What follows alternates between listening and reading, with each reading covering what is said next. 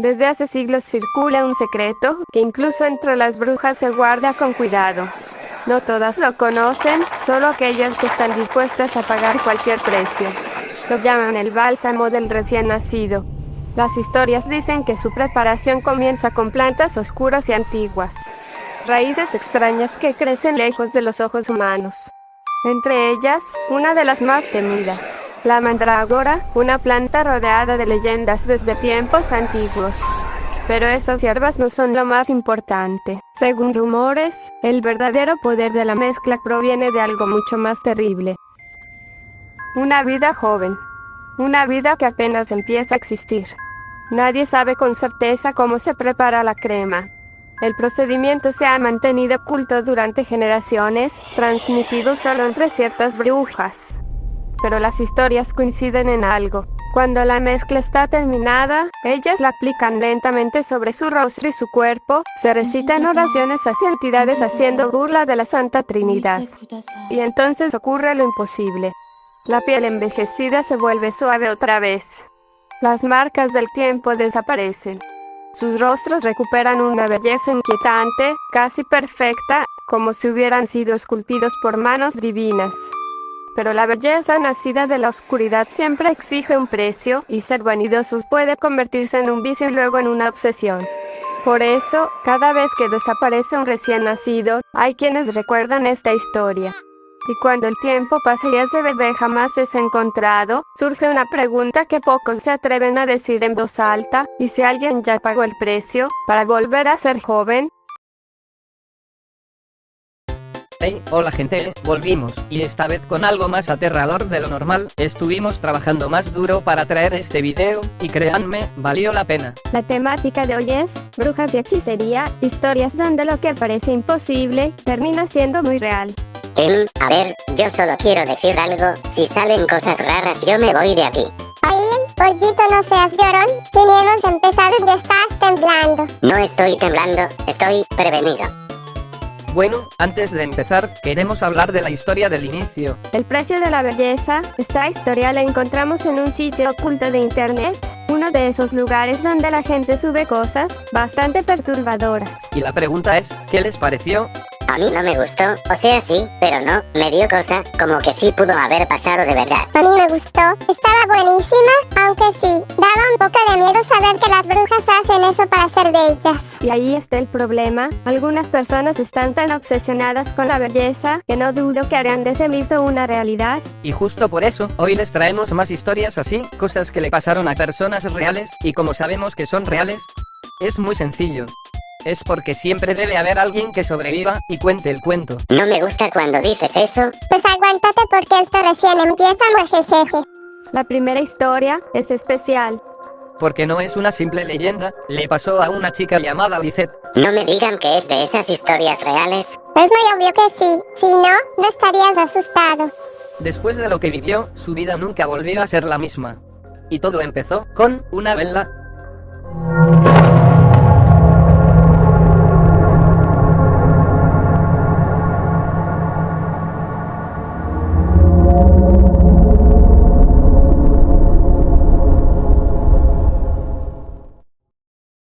Dicen que el mal que deseas, tarde o temprano, encuentra el camino de regreso. Mi nombre es Lisette, y lo que voy a contar pasó hace 7 años. No lo cuento para que me crean. Lo cuento porque hay cosas que una siente en el pecho aunque no tenga pruebas. Hace 7 años mi mamá murió. Fue repentino. Un cáncer avanzado que apareció de la nada. Y cuando digo de la nada, es literal.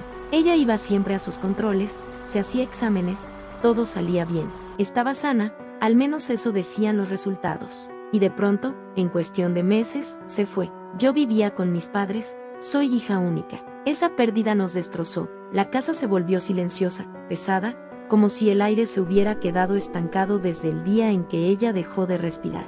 Pero hubo algo que no pude ignorar. Mi tía Marcela. Nunca vino a verla cuando estaba enferma. Ni una vez, ni al hospital, ni a despedirse. Y cuando murió, su expresión no era tristeza. Era algo que no sé explicar, una especie de satisfacción contenida. No dije nada, solo lo guardé. Con el tiempo empecé a sentir una incomodidad constante en la casa, como si algo no estuviera bien, como si la enfermedad no hubiera sido simplemente mala suerte. Una noche, Buscando distracción en internet, encontré un video que hablaba de un volteo. Decía que era un ritual para devolver el mal a quien lo hubiera causado. Pensé que si solo fue una enfermedad indetectable y si estoy buscando culpables donde no los hay, pero algo dentro de mí me decía que lo intentara. No tenía nada que perder. El ritual era simple: una vela, encenderla, recitar una oración y girarla cuando terminara. Esa noche lo hice en mi cuarto, cerré la puerta, apagué las luces, encendí la vela y recité: si a mí o a mi finado has dañado, 7 veces serás atado, tu mal y daño será multiplicado, entre espejos y espinas sepultado, ya tu destino está sellado. Llora, que todo se regrese y por tu mal empiece. A partir de la llama de esta luz, tu penitencia empieza. Cada ser que has dañado hoy se une a mi oración y el dolor y fallecimientos que has generado se cobrarán a partir de hoy. Hecho está. Cuando terminé, giré la vela como indicaba el ritual, y en ese momento, el aire cambió. Es difícil explicarlo. La presión en mi pecho desapareció. La sensación de estar siendo observada se esfumó. La incomodidad que sentía desde la muerte de mi mamá se transformó en una calma profunda. No pasó nada extraño esa noche. No hubo ruidos. No hubo sombras. Solo paz. A los pocos días, la situación empezó a mejorar. Mi papá estaba endeudado por los gastos médicos, estábamos en una situación económica muy difícil, pero de pronto le ofrecieron un trabajo, bien pagado, estable. En meses pagó las deudas. La casa volvió a sentirse ligera, y entonces llegó la noticia. Mi tía Marcela había fallecido, pero no fue una muerte normal. Decían que llevaba meses enfermando sin diagnóstico claro, que su cuerpo se estaba secando, que parecía consumirse por dentro, que literalmente se estaba pudriendo en vida. Durante todo ese tiempo, ella y mis primos no se acercaron jamás a nuestra casa, ni una vez. Cuando escuché cómo murió, recordé la vela, recordé la oración, sentí frío. Le conté todo a mi papá. Él me escuchó en silencio y solo dijo: solo Dios sabe lo que pasó. Pero en el fondo, yo entendí algo. Tal vez mi mamá no enfermó por casualidad, tal vez alguien quiso dañarla. Y si fue así, el mal regresó a su origen. Hoy han pasado 7 años. Terminé mi carrera universitaria. Trabajo. Vivo tranquila con mi papá. Nuestra vida mejoró en todos los sentidos. No he vuelto a hacer nada parecido, pero aprendí algo. Si el mal existe, también existe el regreso. Y hay cosas que, una vez que las activas, ya no puedes desactivar. Yo solo encendí una vela. Lo demás, se encargó de volver solo. Al final Lisette entendió que hay cosas que no se pueden explicar realmente y sobre todo, que siempre todo lo que damos, sea bueno o malo, se nos regresa. Ese ritual que hizo se llama volteo, aunque realmente un volteo real lleva muchos más ingredientes. Yo diría que fue más el karma que el ritual, y por cierto, qué historia tan interesante. La mayoría de gente mala nunca termina bien. Yo creo que sí fue el karma, porque imagínense qué mujer tan mala para no apoyar a su hermana en momentos tan difíciles. Yo sí tuve miedo, pero a la vez me dio coraje. Ni modo, la mujer mala tuvo que pagar las consecuencias. Sigamos con más historias. Muejejeje, ahora es el turno de Emilia. Bueno chicos, hoy yo les traje una historia sobre un hecho que le pasó a una persona real. Su nombre es Inés y tiene algo especial. Sus tías saben de magia y hechicería, todo sobre el mundo esotérico, y la ayudarían para hacer pagar a un hombre y a una mujer que le habían hecho mucho daño. ¡Qué miedo!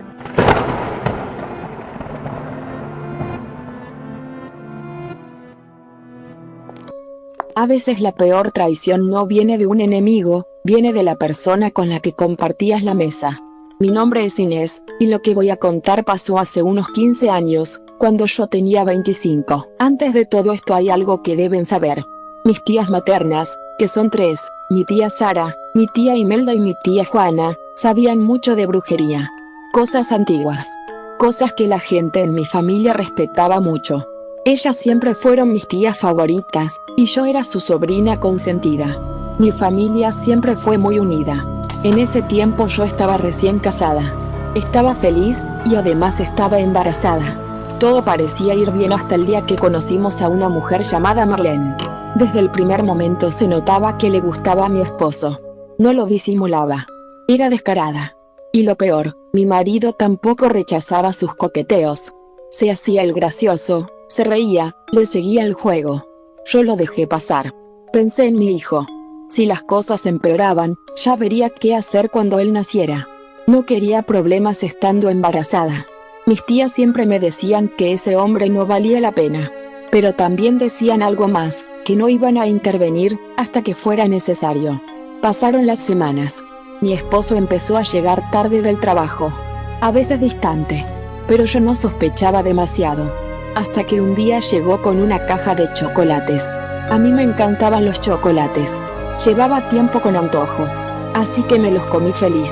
Exactamente una semana después, terminé de emergencia en el hospital. Había estado muy enferma durante días. Dolor, debilidad, algo que nadie sabía explicar. Cuando llegamos, los doctores me dijeron lo peor que puede escuchar una madre. Mi hijo estaba muerto. Tenían que sacarlo. Médicos nunca encontraron la causa. Volví a casa destrozada, vacía. Mi esposo empezó a desaparecer cada vez más. A veces llegaba, a veces no. Hasta que al final nos separamos. Eso terminó de romperme. Pero un día mis tías aparecieron en mi casa. No les había avisado. Simplemente llegaron. Yo me puse feliz de verlas. Siempre las adoré. Entraron, me abrazaron, me hicieron compañía toda la tarde. Pero al caer la noche, sus caras cambiaron. Se pusieron serias. Me dijeron que ese aborto no había sido natural.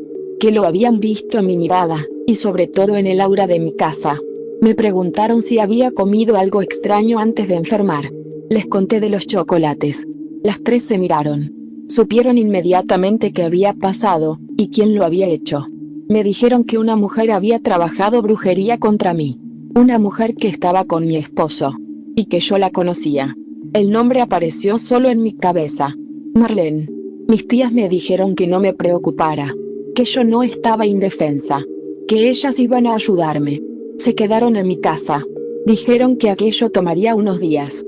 Trajeron veladoras, inciensos, aceites, amuletos, cosas que nunca había visto. Me dijeron que descansara. Me dieron un té de hierbas muy conocidas.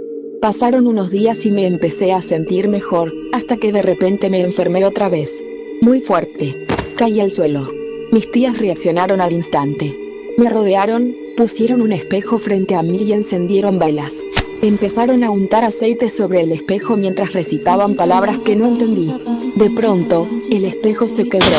Y yo corrí al baño. Vomité. Pero no era comida. Vomité 2 gusanos gordos, de esos blancos que salen de los escarabajos. Juana agarró uno. Sara agarró el otro. Imelda preparó una bolsa negra con sal negra y los metió ahí. Me limpiaron, me abrazaron. Imelda sonrió y dijo, ahora sí, ya estás limpia. Después dijo algo que ahora empezamos a trabajar. Me dijeron que sabían incluso el rostro de la mujer que había hecho el trabajo. Que había intentado robarme al marido, y mi maternidad.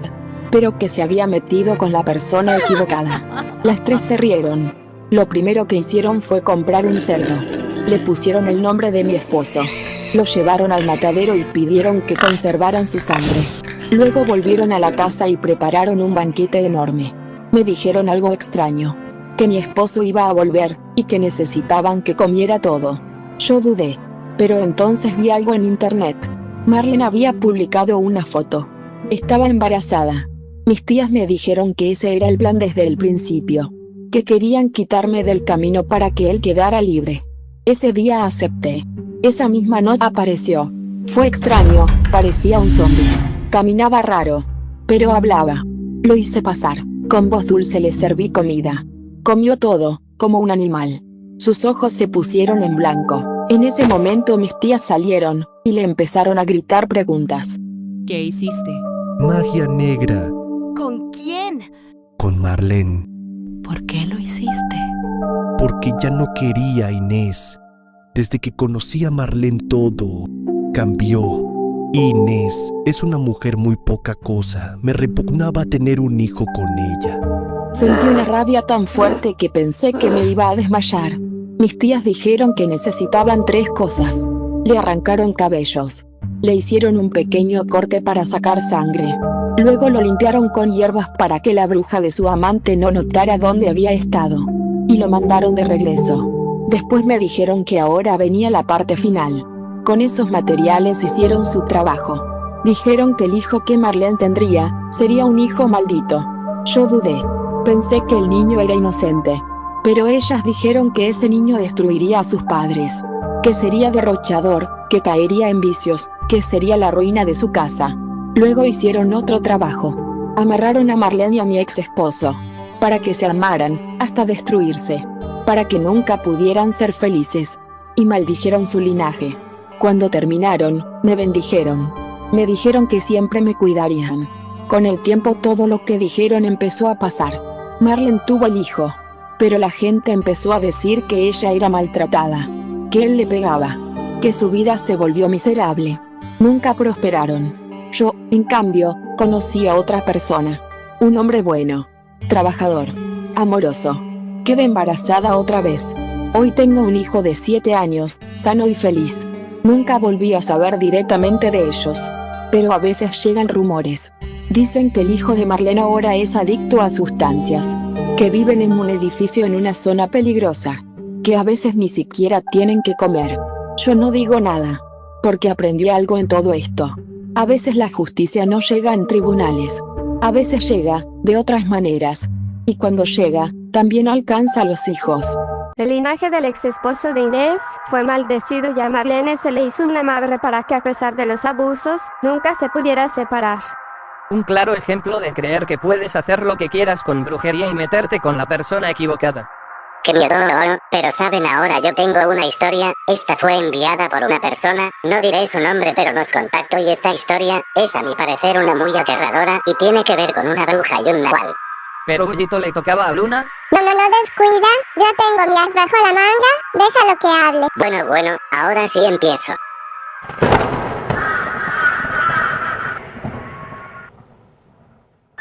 Buenos días, mi nombre es Catalina, y esta historia no es mía.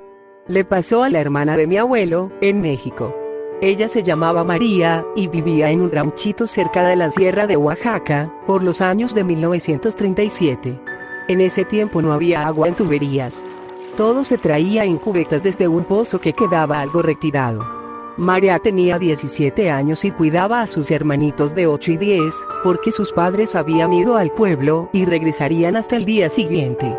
Ese día el agua se acabó antes de que anocheciera. Y aunque no le gustaba salir de noche, no tenía opción ya que al día siguiente tenía que preparar el desayuno para sus hermanitos. Dejó a sus hermanos dormidos, tomó las cubetas y caminó por el sendero de tierra. La luna iluminaba apenas los matorrales. El viento movía la hierba seca. Cuando el pozo ya se veía a lo lejos, notó que no estaba sola. Sentada en el borde había una mujer. Era hermosa. Cabello negro muy largo, piel clara, vestido negro que parecía absorber la luz. Estaba descansando como si la noche le perteneciera. María sintió desconfianza. La mujer levantó la mirada y sonrió. Querida, ¿necesitas agua? Descuida, acércate. Su voz era dulce, casi hipnótica. María dudó, pero respondió con educación. Buenas noches, gracias. La mujer le preguntó su nombre. Me llamo María. La desconocida sonrió más amplio. ¡Qué interesante! Como la madre de Jesús. María sonrió por cortesía. ¿Y usted cómo se llama? Me llamo Rosa. Un gusto conocerte. Es un nombre hermosísimo. Respondió María. Rosa inclinó la cabeza, satisfecha. María llenó una cubeta, algo nerviosa. Debo irme. Ya es de noche y mis hermanitos pueden preocuparse. Rosa la observó con intensidad. Podrías venir a mi huerta antes. Está cerca. Tengo granadas maduras y manzanas rojas como el vino. Nunca has probado algo tan dulce. Podrías llevarles a tus hermanos. Por un segundo, María lo pensó. Sus hermanitos adoraban la fruta. Y en el ranchito casi no tenían. ¿Está muy lejos? Preguntó. No, querida. A unos pasos nada más. María dio medio paso hacia ella. Y entonces, detrás de su espalda, escuchó una voz firme. No te confíes. Se volteó bruscamente. Había un hombre con un gabán, no lo había notado llegar. No te dejes engañar por esa bruja. El rostro de Rosa cambió. Sus ojos brillaron con odio. Escupió al suelo. ¿Con que un nahual quiere arruinar mis planes? ¡Maldito perro asqueroso! Eres tú, ¿no, Javier? Lárgate y déjame a esta mocosa. Intentó lanzarse hacia María, pero el hombre se puso delante y la protegió. María sintió el terror más puro que había conocido. Rosa gritó. No era un grito humano. Sonó como el chillido de un cuervo gigantesco. ¡Corre! Y no seas imprudente saliendo de noche otra vez, ordenó Javier sin mirarla. María tomó sus cubetas y corrió. Mientras huía, miró hacia atrás una sola vez. Vio al hombre encorvarse, su cuerpo cambiar, transformarse en un perro enorme.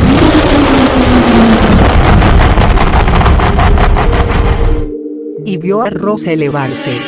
De sus pies brotaron garras largas, retorcidas. Su vestido se agitó como alas. Su risa retumbó en la sierra. Las dos criaturas chocaron con violencia.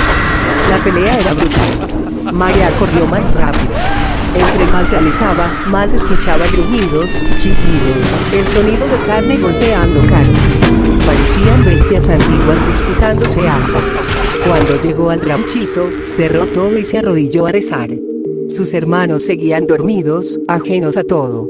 No volvió a salir de noche. Al amanecer, con el sol ya alto, regresó al pozo.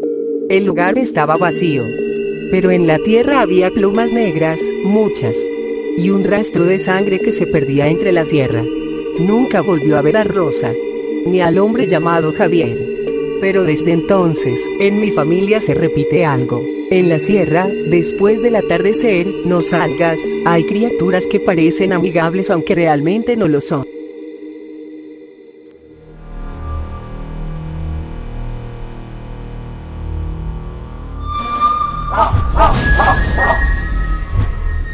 Maldito Nahual. Ah, mi voz. No pude comer. Estoy envejeciendo. Tengo hambre, me duele el brazo. Por tu culpa, maldito perro pulgoso. No pude comer a esa mocosa. Debo buscar y comer antes de que muera. Señora, ¿está bien? ¿No quiere ayuda?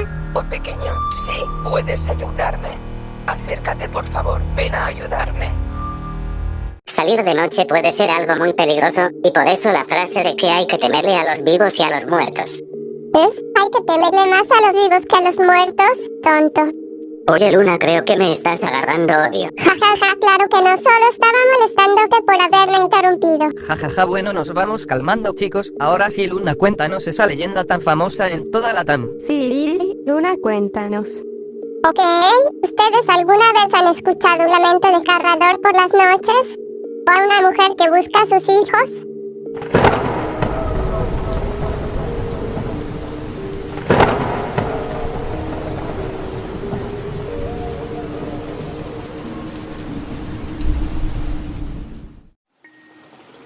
Hay sonidos que no deberían escucharse nunca, no porque sean extraños, sino porque significan peligro. En muchos pueblos de Latinoamérica hay personas que aseguran haber escuchado un llanto en plena noche, un lamento profundo que enfría el alma. Lo verdaderamente aterrador no es la frase, es la sensación que deja en el cuerpo, un frío que recorre la espalda y una incomodidad que no desaparece fácilmente. Algunos testigos dicen que ese llanto no es normal, que puede volverse tan intenso que ensordece, que desorienta y hace que pierdas completamente el sentido de hacia dónde estás yendo. No puedes ubicarlo con claridad porque no sigue una lógica normal del sonido. Cuando parece escucharse lejos, en realidad está cerca, y cuando suena cerca puede estar más lejos de lo que crees. Es un eco que no pertenece a este mundo y que juega con quien lo escucha. Para entender de dónde viene esto hay que remontarse al mundo mexica, mucho antes de la llegada de los españoles. En ese tiempo existía una figura conocida como Cihuacóatl, cuyo significado es mujer serpiente. No era una figura tranquila, era una deidad fundamental asociada con la maternidad, el parto, la tierra, la guerra y la muerte. Se le representaba como una mujer con rostro de calavera o como una anciana feroz, una presencia que podía proteger pero también anunciar desgracias. Era considerada madre del pueblo mexica, protectora de las parteras y vinculada a las serpientes. Su aspecto más inquietante era su voz. Se decía que caminaba por las noches envuelta en una forma blanquecina, casi como una neblina, y que su lamento podía escucharse a la distancia sin un origen claro. No era un sonido humano común, parecía venir de varios lugares al mismo tiempo y no obedecía las reglas del espacio. Poco antes de la caída del Imperio Mexica, comenzaron a registrarse los presagios funestos, señales extrañas que anunciaban una tragedia inminente. Entre ellas destacaba el lamento de una mujer que vagaba por las noches llorando por sus hijos, no los estaba buscando, ya los había perdido, y su voz transmitía dolor y resignación. Después de la conquista, esta figura se transformó con el paso del tiempo y las creencias se mezclaron, dando origen a la leyenda de La Llorona, pero el núcleo se mantuvo intacto, el dolor de una madre y una pérdida irreversible. En esta versión se trata de una mujer joven que se enamora profundamente de un hombre, con él forma una familia y tiene hijos. Durante un tiempo su vida parece estable, pero todo cambia cuando él decide abandonarla, la deja sola y destruye su mundo. Ese dolor evoluciona, comienza como tristeza, luego se convierte en rabia y finalmente en desesperación. Su comportamiento cambia, empieza a caminar sola por las noches, habla consigo misma y pierde el control poco a poco. Una noche toma la decisión más terrible. Lleva a sus hijos hacia un río, un lugar oscuro, frío y silencioso, donde nadie puede intervenir. Sus hijos confían en ella y no comprenden el peligro. En ese momento los ahoga. Cuando todo termina, el silencio se vuelve absoluto. La realidad cae sobre ella con toda su fuerza, intenta rescatarlos, los llama y entra al agua desesperada, pero ya es demasiado tarde. El llanto que nace en ese instante no es humano, es un sonido quebrado, lleno de culpa y desesperación, un lamento tan intenso que parece surgir desde lo más profundo de su ser. Después de su muerte su historia no termina. Su alma queda atrapada entre el mundo de los vivos y el de los muertos, repitiendo su dolor sin descanso. Con el tiempo su presencia deja de ser solo un sonido. Muchos relatos aseguran que puede manifestarse físicamente, aparecer frente a las personas y causar daño. No es una simple aparición, es una entidad corpórea. Su llanto es su principal arma, no solo asusta, también desorienta, confunde y puede paralizar. Algunas personas afirman que el sonido es tan intenso que el cuerpo deja de responder, que el miedo alcanza un nivel capaz de provocar la muerte.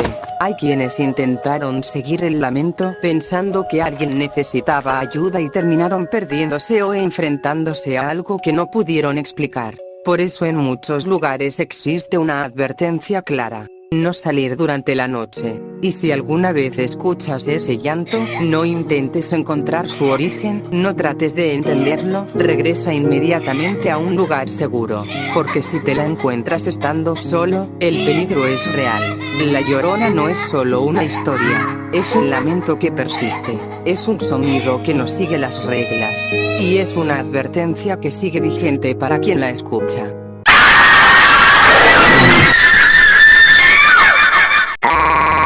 ¡Qué miedo! Esa historia me dejó aterrado. La Llorona es el espectro más famoso de toda Latinoamérica, y su origen es tan antiguo como aterrador, lleno de horror, y además siendo originario también un ícono de la cultura mexicana.